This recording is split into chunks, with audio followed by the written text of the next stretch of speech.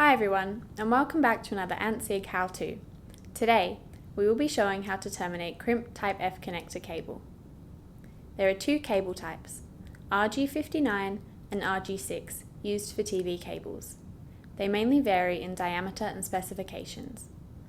It is recommended to use RG6 cables for all digital TV requirements. The connectors for RG59 are smaller in size to the RG6 connectors. The same process is used to terminate the crimp type F connector for both RG59 and RG6 cables. The tools required are RG6 crimp-on connectors, RG6 coax cable, a coax cable stripper, and a crimping tool.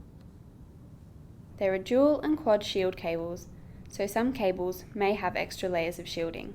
You can also use a professional stripping tool made for coax cables, which will strip both the outer and inner PVC to the correct length.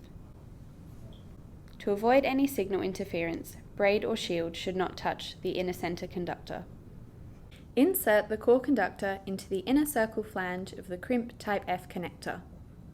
Push the cable through the type F connector until the white PVC appears flush with the inner face of the screw wall.